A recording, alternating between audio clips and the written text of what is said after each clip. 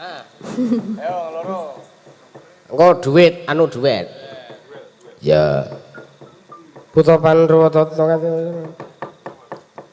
ya.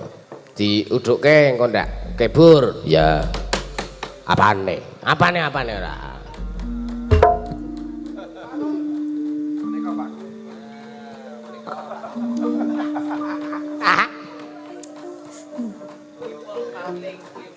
Meneng ngono terus meneng wis dideke meneng.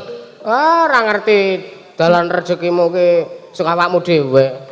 Lho lah piye ta wong ya wis nesunan kok. Weh ora nek aku ki jane ora nesu ya kowe kuwe lho. Apa belene ngono? Aku ki ora nesu. Lho guru ngambek aku. Pak Marjo aja iri Pak Marjo. Tambah dhisik ya kaya ngene. Iya. Zaman arep entuk Mbak Warni. Lah yo ngene iki. Iya. Ora gur kok ngono kuwi no. Mbiyen langsung Des. mbiyen beda karo saiki to. Nek cara mbiyen ki ya sing apa nggone iki sing beda karo saiki. Nek saiki sing 300 meter lebih dekat ki mau. Lah iya. Gandeng saiki lak wis ora nesunan to. Ora. Jur aku arep menyapa. Apa? Wilujeng enjang Mas Dade. Cil Dal Cil. Dalang kecil. Semene kok kecil. Semene kok kecil ki atene ngentekke empengan. Dalang kecil ning iso ngedeke atiku semangat nguri-nguri kabudayan. Tak kira dalang kecil ning iso ngadeg.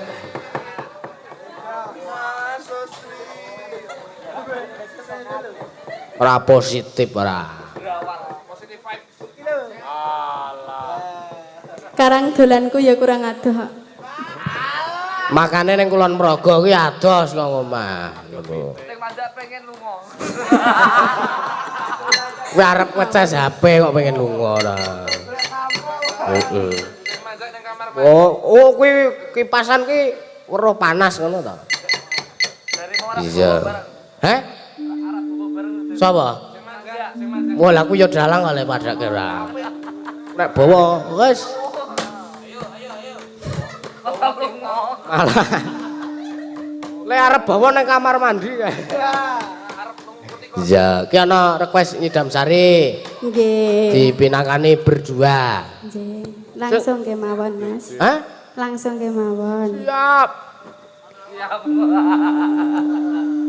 Yo. Aku kang bakal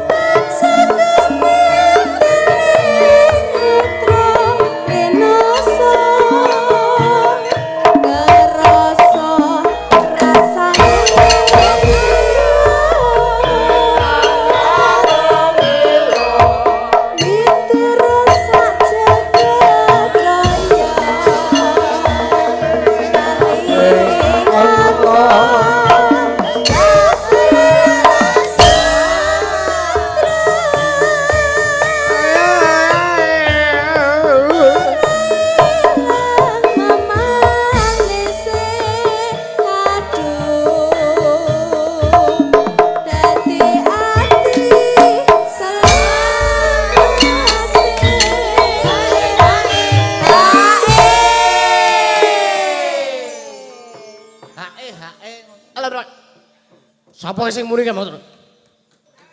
Mas Marjo Tut iki tukunen aku ndek. Iki etawa kaya iki.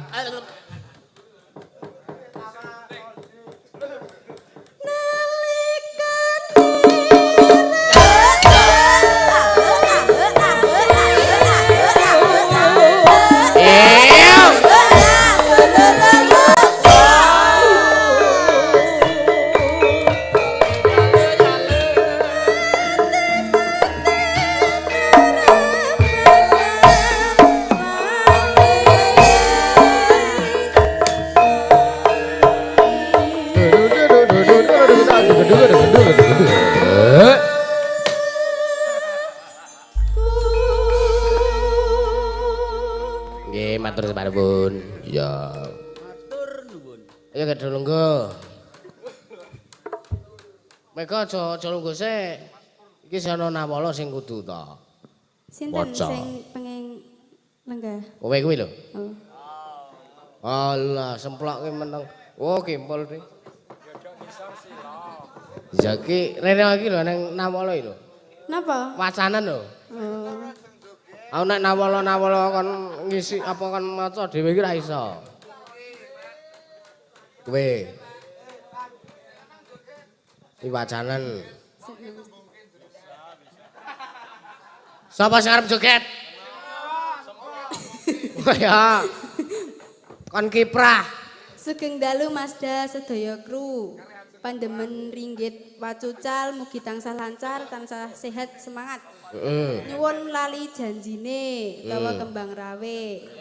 Transfer 150.000 matur suwun. Ya, ngono lho. Aku nek maca Mangga. maca nawala. Wong amplop pedoke kok kayak aku. Ora aku tegese pinangkono. Nggih. Terus mau request aku jiwat ta. Nggih. Mongko sawerane sak yuta engko ndak ora dipinangkane ndak utang. Kangelan balekke ne. Lah mula iki sing lali janjine iki sing njaluk lali janjine iki gantinan ngujiwat wae. Digantos mboten apa-apa. Mboten apa-apa. Mboten kuciwa, mboten gelo. Wong Kaya nggih. kula ta, Pak. Nek kuciwa mengke saged kula pinangkani melih sane wekdal. Mergi niki wektune jan mboten nyandak tenan. Jam 3 kedah bidal kedah tancep kayon. Rencang-rencang menika badhe pindah nggon. Ngarit. Mboten. Lah napa?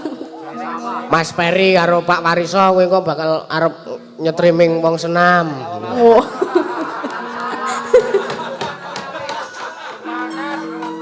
Agena full senyum maneh. Ayo gek selak wengi. Ya. Lam nontandung tang tanggung lang.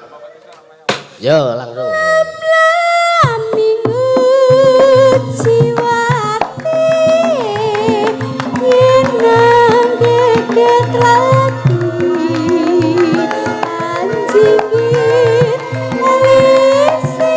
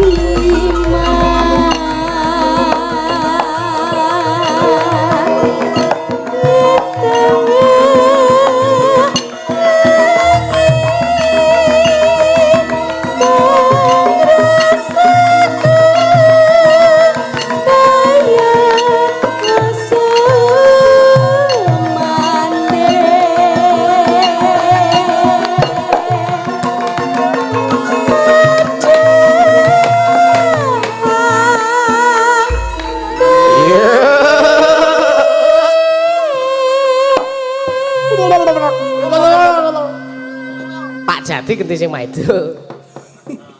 Konangan cangkeme sapa sing ora obah kuwi konangan. Mbok ora ngono reng nek wong tuwa ki aja cangkem. Lah apa? Tutuk ngono. Basane ki tutuk ora kok cangkem. Kutuk ning dak biyen.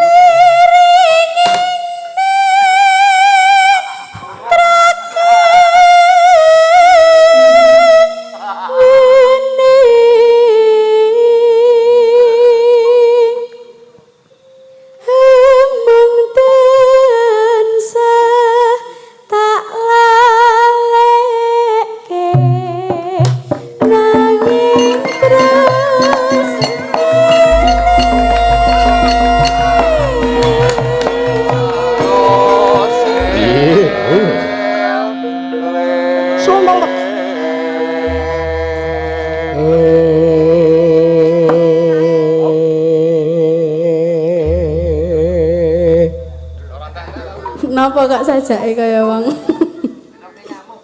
Ora apa-apa.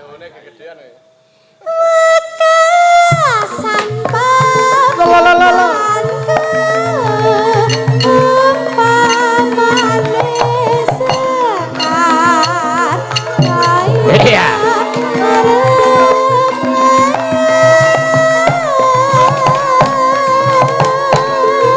Doa.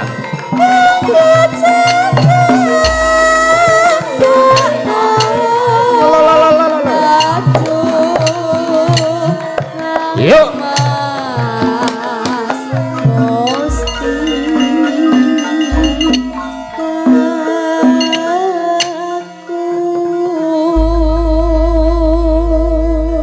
Wes lunas sak.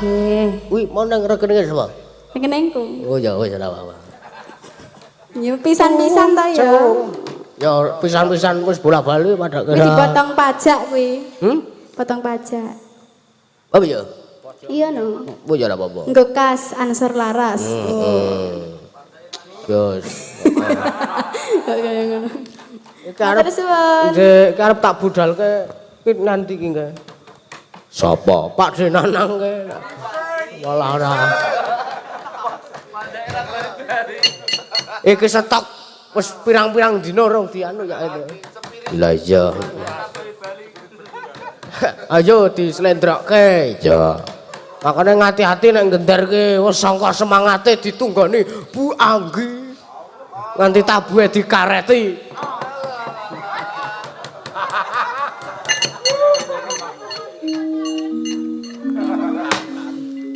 Ayo sowan bapak iki ana bel pun. Ya. Ndara Janaka ngebol anu ngebel.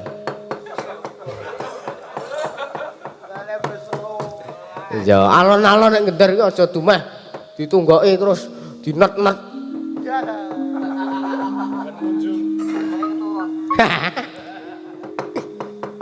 Tuncong tratebang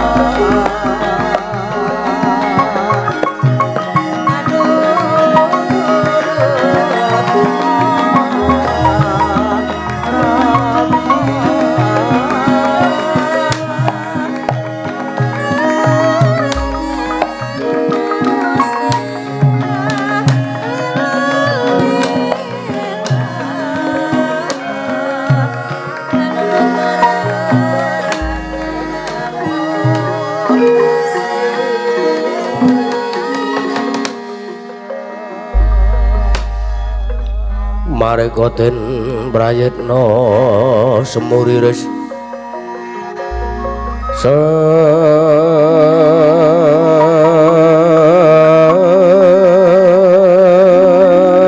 semuriris eka bali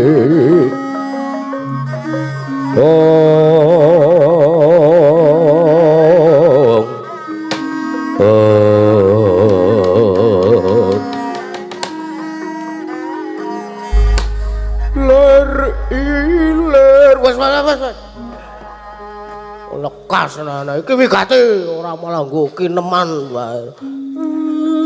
Gelem kula Bagong. Ndara Janaka rawuh. Geten. Iki tanda-tanda. Tanda-tanda apa? Bayaran. Jagake ora kudune iki nyokong malah njaluk. Ndara Arjuna enten napa kok rawuh mriki kadingaren mboten kadosatan keng sampun panjenengan menika menawi rawuh teng Karang Kadempel menika dinanipun biasanipun menika Senin lah menika Setu kok pun rawuh mriki kula nyadong dawuh Den Gus kula nyadong dawuh wonten wigatos wonten wigatos menapa dene paduka rawuh wonten ing mriki kula nyadong dawuh Gus Gusti kula nyadong dawuh Den Dorojanaka ampun kendel kemawon kula nyadong dawuh dus matamu hus wong tuwa di sak geleme dhewe ora ngono kula nyadong dawuh Gus enten wigatos napa Kakang Semar enten timbalan gandeng kahanan negara Ngamarata katon peteng utawa ketaman pagebluk lan mongko syarat srana sing bisa nambak bebendu negara Ngamarta ora liya yen to para Pandhawa kesinungan wahyu kanugrahan kengaran wahyu manik Imandaya trutuh Kumarasari salajengipun mula gandeng kang trep lan pantes nama wahyu manik Imandaya trutuh Kumarasari yumbung Yayi Sedewa dina iki Yayi Sedewa budal menyang telenging Alastik Brasara goleki sartaning gayuh ya kuwi wahyu manik Imandaya Kakang sartani aku didhawuhi dening Koko Prabu Kresna supaya ngawat-awati Yayi Sedewa saka kadohan anggone tumuju nyang Alastik Brasara gayuh wahyu manik Imandaya Kakang mereka den prayitna Samuris eka balik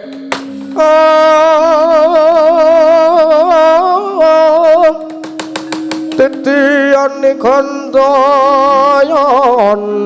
Trisunya purnama sasi Gilar teng latar mileng lintang Bima Sekti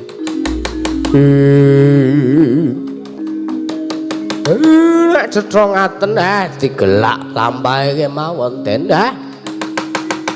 mboten sah dangu-dangu kula isane ming jurung pamuji mergi kula kedah nglakoni kewajiban teng omah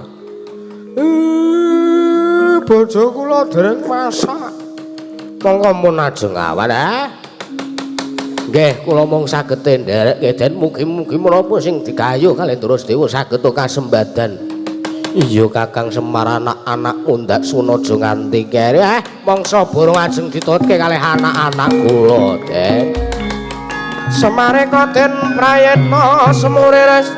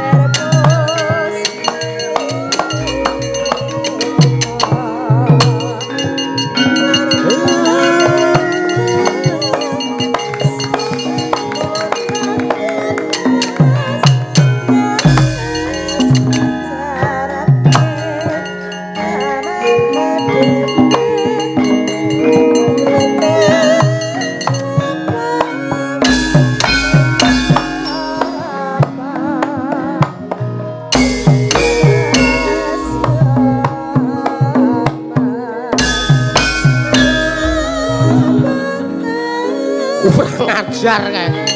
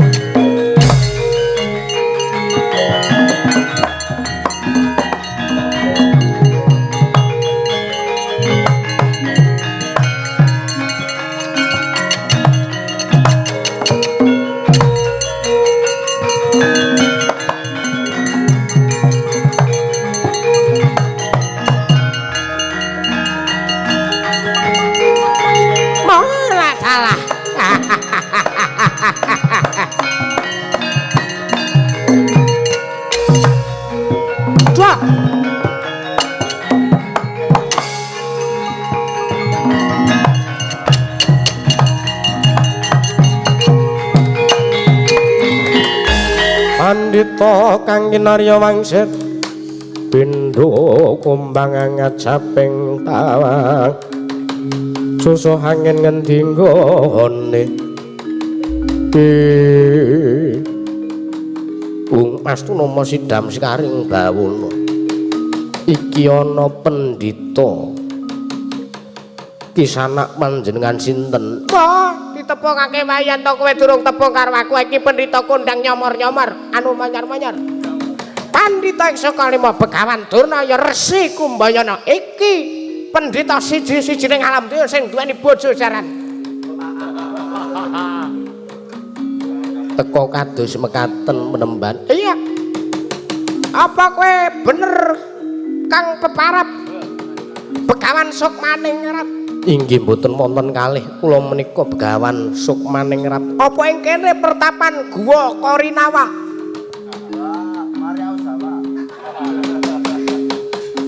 Korinawa sanes Korinawa. Oh nggih, Korinawa menika aktor Jepang.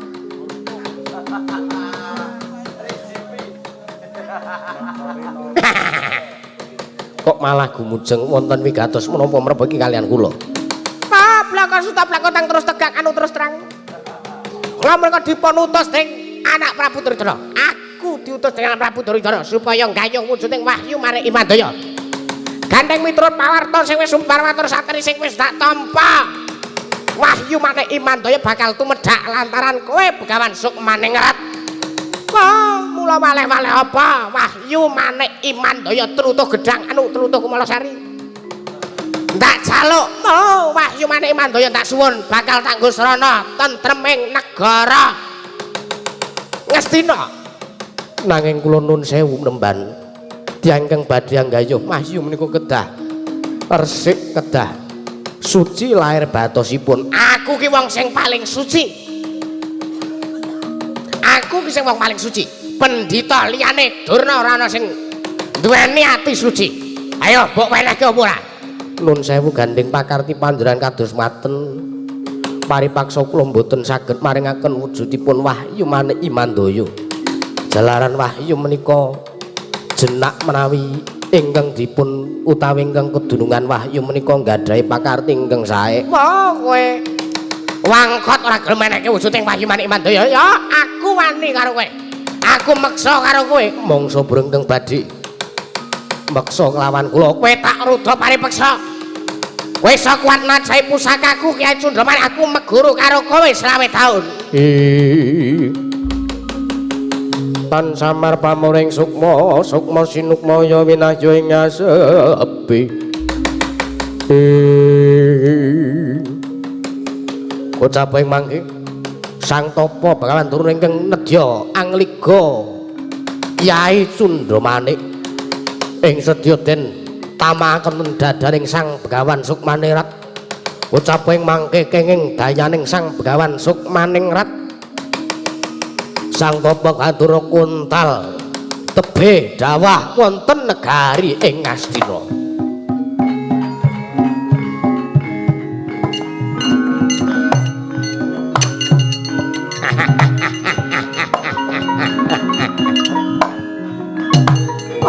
Mati kowe.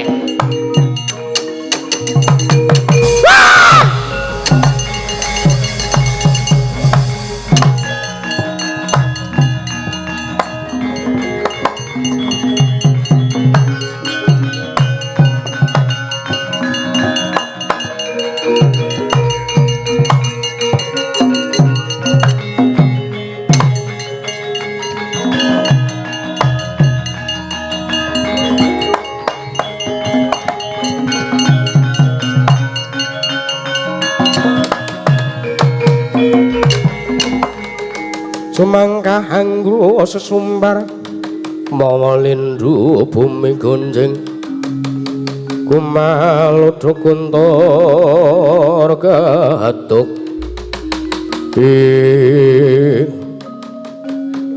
nuwun sewu sinuwun panjenengan menika nalendra saking pundi sinten jejulukipun dene menapa ingkang dados wigatosipun dene paduka rawuh wonten ing mriki.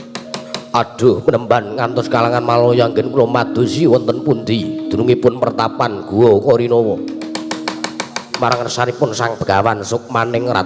Inggih kula Begawan Sukmaningrat bela dalah penemban kula nyuwun tulung negari kuling traju tresna menika sampun wonten tigang candra menika taman pagebluk. Panjenengan putra Ndarawati nalendra ing traju tresna Sang Prabu Setijabama Narakasura. Inggih kasinggihan katen. Lajeng kersa paduka kados pundi? Gandeng kula nampi dawuh saking Kanjeng Rama Prabu Sri Bathara Kresna menawi negari kula saged waluya nirmala temah jati temah mulya.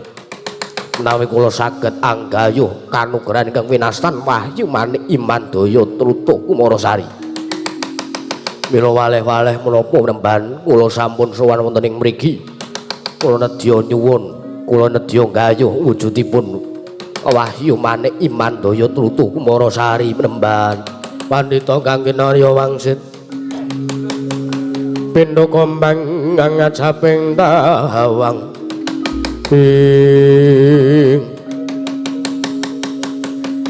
sinuwun wonten timbalan kula nuwun sewu tiyang kang badhe nggayuh wahyu ingkang kedunungan wahyu menika kedah suci lair batosipun kados pundi ateges suci tumindakipun menika boten tumindak ingkang boten sae ateges boten gadhahi tumindak ingkang angkara murka watak angkara budi candala suci batinipun menika kedah gadhahi penggalih ingkang ikhlas sartanipun ingkang ayem tata titi tentrem peparing marang sakpada-pada ngedohi marang tumindak maksiat sartanipun nengenaken marang kautaman marang tumindak bebener. Aduh sinuwun mboten kok nami kula menika mestani panjenengan menika mboten suci panjenengan menika nalendra ingkang dosa nuwun sewu kula mboten mestani kados mekaten nanging supados paduka saged anggayuh wujudipun wahyu manik iman daya sinuwun setija kedah saged sesuci diri lair lan batosipun supados sak mangke saged anggayuh wahyu manik iman daya sinuwun.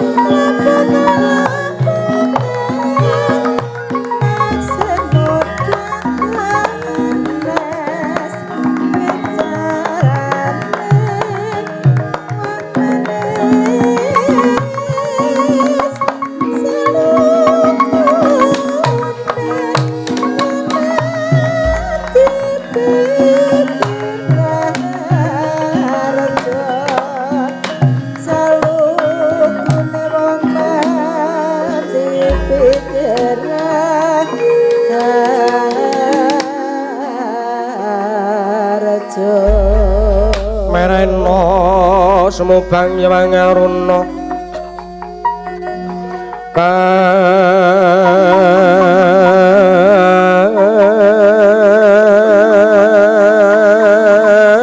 kadinetraning uga rapuh sabdaning kukila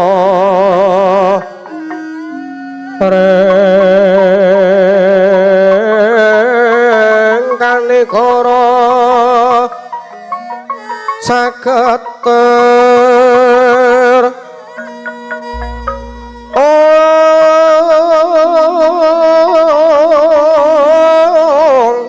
kene tunganing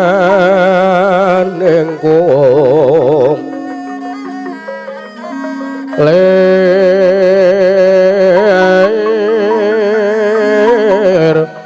Momo sing bene panca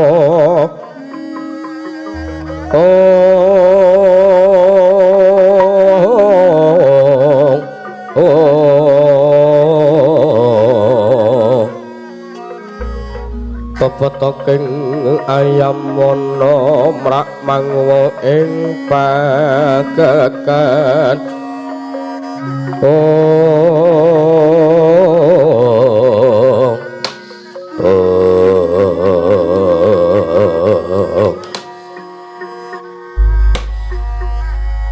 Nuwun sewu Raden menawi katitik saking busananipun panjenengan menika satriya Satruing pundi sinten kekasihipun Raden?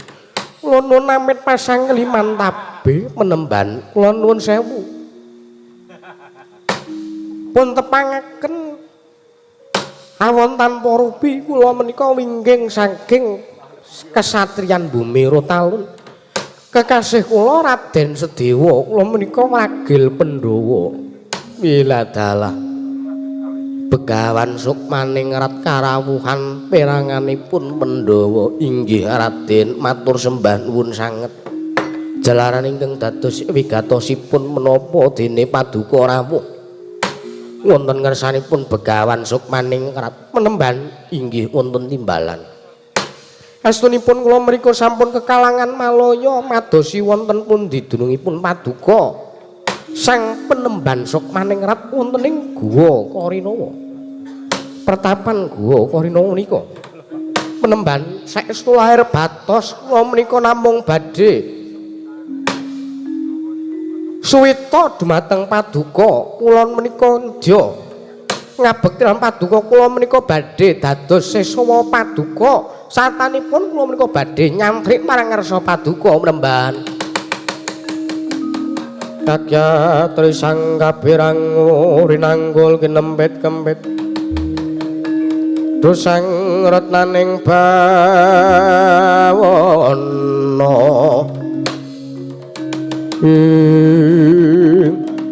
aduh Raden kula menika namung pendhita gunung menawi dipun taker ngelmu kula kalian ngelmu jengandika para Pandhawa menika mboten wonten sakuku irengipun jalaran Raden Sedewa menika ingkang kondang wasis waskita ing esti saged mangertos saderengipun winarah nanging kenging menapa lan sartanipun menapa ingkang dados sabab dene paduka Raden Sedewa badhe suwita wonten ngersanipun Sang Begawan Sukmaningrat blaka suta kemawon Penemban kula mrika lair batos anggen kula suwita dumateng panjenengan awet kula ginampi wisik saking para Jawata sartanipun Kaka Prabu Kresna ingkang dawuh kelawan kula awet kawontenan negari ing Ngamarta ingkang ketaman pagebluk kamangka sagedipun nirmala temajati jati temah mulya menawi para Pandhawa kasinungan wujudipun Wahyu Manik Imandaya mila saking menika Penemban kula lair batos anggenipun suwita dhumateng panjenengan amargi kula menika saestu badhe nyuwun tumedhakipun satanipun kula badhe nggayuh wujudipun Wahyu Manik Imandaya tlutuh Kumarasari menika Penemban.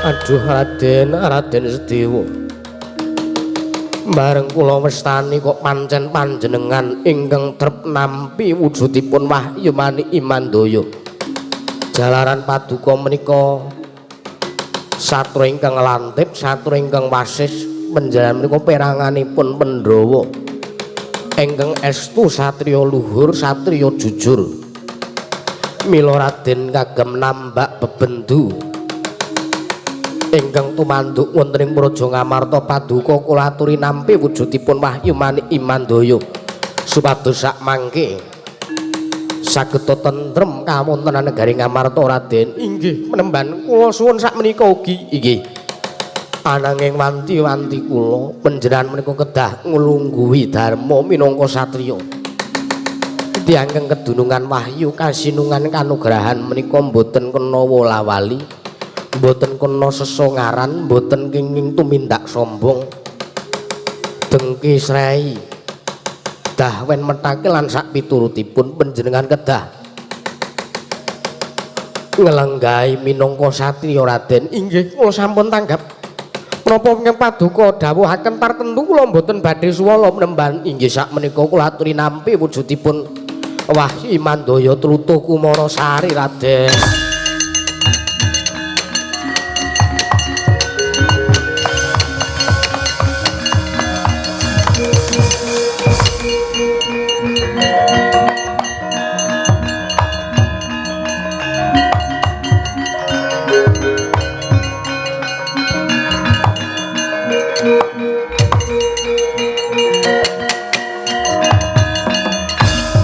Aduh pukulun kula aturi nampi sembah pangabekti kula kunjuk pukulun. Oh Mas Nomo Sidam. Ya Sedewa Ulun Tampa. Sak temene pancen kita kang wis trep nampa wujuding Wahyu Manik Imandaya jalaran kita kuwi saka peranganing para Pandhawa kita kang luhur pakarti kita beda karo kadang-kadang kita Pandhawa liyane. Inggih. Mula to gage kita budhal kita bali menyang negara Ngamarta. Kita bakal ngrasakake ayem tata titi lan tentrem.